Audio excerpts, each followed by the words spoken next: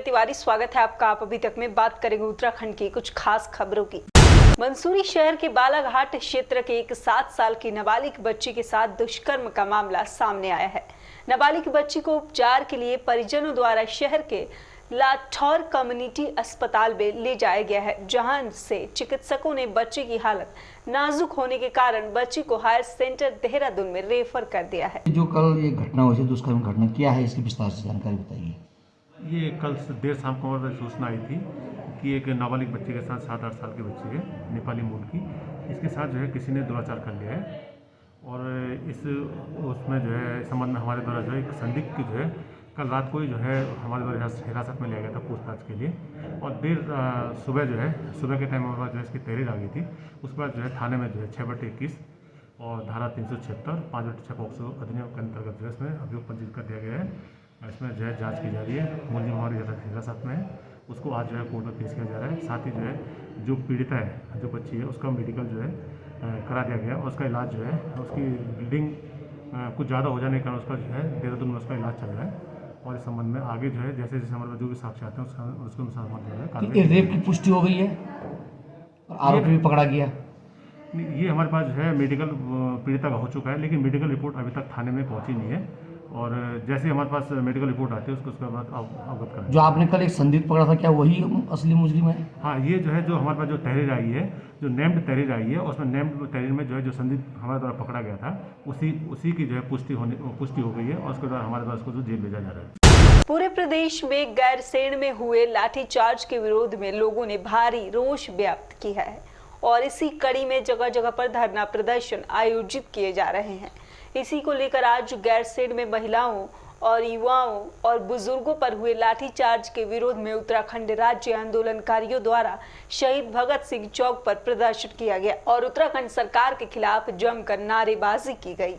राज्य आंदोलनकारियों ने बताया कि प्रदेश में राज्य की जनता ही सुरक्षित नहीं है तो ऐसी सरकार किस काम की है। कहना चाहेंगे कि जो विरोध आप कर रहे हैं, लगता नहीं कि इस तरह की जो कार्रवाई करी है सरकार ने, एक काला दिवस है उत्तराखंड के उत्तराखंड राज्य के अंदर जो आंदोलनकारी शक्तियां थी उनको सरकार द्वारा अपनी मांगों के मुद्दे पर, जिस तरह से आपने देखा होगा कि भराड़ीसैंण के अंदर गैरसैंण की राजधानी के सवाल पर और राष्ट्रीय राजमार्ग को चौड़ीकरण के सवाल पर कुछ उत्तराखंड आंदोलनकारी और उत्तराखंड महिलाएं जो इस राज्य की तृतीय शक्ति हैं, उनका एक विरोध प्रदर्शन चल रहा था और भाजपा के कुछ नेताओं के इशारे पर उन पर महिलाओं पर लाठीचार्ज किया गया, मुकदमे किए गए, जिसका मसूरी नहीं पूरे प्रदेश के आंदोलनकारी उसका विरोध करते हैं।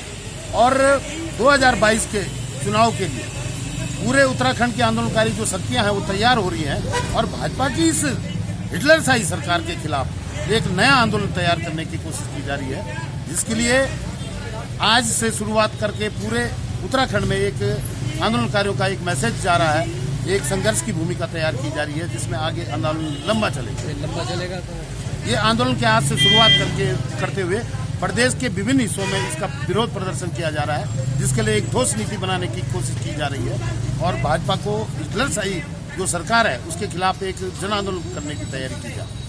सर, क्या कहना चाहेंगे जिस तरह से लाठीचार्ज किया गया गैरसैंण के इतने लोगों पे, एक काला दिवस नहीं है ये काला दिवस नहीं है, इतिहास का सबसे काला दिवस है। भराड़ीसैंण जो ग्रीष्मकालीन राजधानी उन्होंने घोषित की है गैरसैंण के नाम पर, हम सबसे पहले उत्तराखंड आंदोलनकारी उसका विरोध करते हैं। शर्मनाक स्थिति यह है कि उस इलाके की ग्रामीण महिलाएं एक जुलूस के साथ शांतिपूर्ण तरीके से भराड़ीसैंण के अंदर जो सत्र चल रहा था वो मुख्यमंत्री को ज्ञापन देने आए थे। जो उनका ज्ञापन में ये कहना था कि उनकी सड़क को, जो उनके गांव में सड़कें हैं, उनको 1.5 मीटर चौड़ा किया जाए। बड़ा दुर्भाग्यपूर्ण है कि एक तरफ तो गडकरी जो भारत सरकार का सड़क मंत्री है, उसके बेटे की कंपनी पूरे उत्तराखंड के अंदर ऑल वेदर रोड, और जो सुप्रीम कोर्ट का कहना है 8 मीटर, वो 10 मीटर चौड़ी करके बना रहा है। लेकिन एक तरफ गाँव वाले जब उसी सड़क की डिमांड करने के लिए 1.5 मीटर बढ़ाने जाते हैं तो उसके ऊपर ये सरकार लाठीचार्ज करती है और निर्ममता से करती है, 200 लोगों पर मुकदमे करते हैं। आज हम तमाम मसूरी के उत्तराखंड आंदोलनकारी, तमाम प्रगतिशील पार्टियों के साथी, यूनियनों के साथ इकट्ठे हुए हैं यहाँ पर कम संख्या में भले इकट्ठे हुए हैं, लेकिन हमारा विरोध है उस लाठीचार्ज का।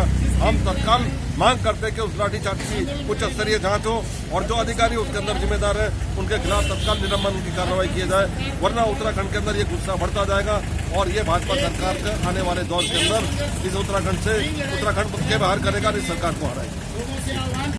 लक्सर में पंचायती बड़ा उदासीन अखाड़ा निवारण सर की शोभा यात्रा बड़े ही शोभायावन तरीके से निकाली गई। इसमें लगभग अखाड़ों के 70 महंतों ने हिस्सा लिया। महंतों की इस शोभा यात्रा में 6 घोड़े, 2 डीजे, 4 बैंड और 1 तोप, 17 ट्रैक्टर ट्रॉली, कार और 1 मिनी बस देखने को मिले। इस शोभा यात्रा में कई तरह की झांकियां भी देखने को मिली। शोभा यात्रा के दौरान सड़क पर लोगों की भीड़ का तांता लग रहा था।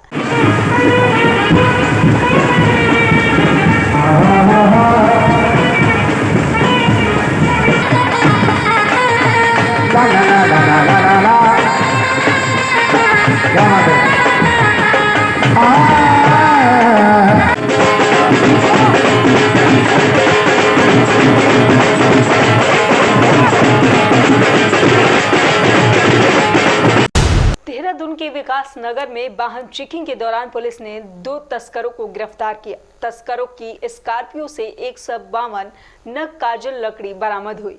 वहीं पुलिस ने बताया कि ये सारी लकड़ी सहारनपुर के कटोरे के रूप में तिब्बत सप्लाई होनी थी। बौद्ध भिक्षुओं में इस लकड़ी के कटोरे की भारी डिमांड के चलते ये तस्करी होती रहती है। बता दें कि बेशकीमती काजल की तस्करी अक्सर तस्कर करते हैं। उत्तर भारत के प्रसिद्ध मेलों में से शुमार काशीपुर के मां बाल सुंदरी देवी मंदिर पर हर साल आयोजित होने वाले चैती मेले को लेकर जिलाधिकारियों ने संशय दूर करते हुए मेले के आयोजन को हरी झंडी देने और स्थानीय प्रशासन को मेले की तैयारी करने के निर्देश के बाद आज शाम उप जिलाधिकारी कार्यालय में मेले की तैयारियों को लेकर एक बैठक का आयोजन किया गया। देखिए, जिला प्रशासन के निर्देशों के क्रम में आज एक बैठक ली गई है स्थानीय स्तर पर, जिसमें लगभग सभी विभाग और मेले से संबंधित जनप्रतिनिधिगण और पंडा परिवार के लोग उपस्थित थे। इसमें मेले की ड्यूरेशन को लेकर चर्चा की गई और जिसमें डिसाइड किया गया कि 13 अप्रैल से 30 अप्रैल के बीच में इस वर्ष का मेला रहेगा। और क्योंकि कोरोना भी है और इसी दौरान कुंभ भी चल रहा है, तो व्यवस्थाओं को कैसे किया जाए, लोगों में सोशल डिस्टेंसिंग कैसे मेंटेन की जाए, लॉ एंड ऑर्डर कैसे मेंटेन किया जाए, इसके संदर्भ में भी चर्चा की गई। और इस क्रम में अन्य कई सुझाव भी आए मंदिर की व्यवस्थाओं को लेकर, उस पर भी चर्चा की गई।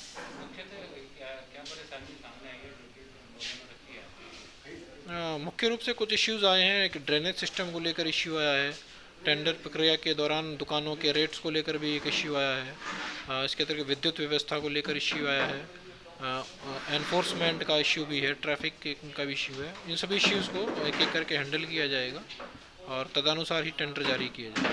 सर, इसके पहले घोड़ा बाजार भी लगता है जिसमें करोड़ों रुपए का लेन देन भी चलता है, तो उसको लेकर के सुरक्षा व्यवस्था और सीसीटीवी वगैरह की भी क्या कुछ आए हैं क्या? देखिए, जो भी व्यवस्था अब तक चलती आई हैं उनको पूरी तरीके से किया जाएगा। लॉ एंड ऑर्डर को मेंटेन किया जाएगा। एसपी साहब भी उपस्थित थे।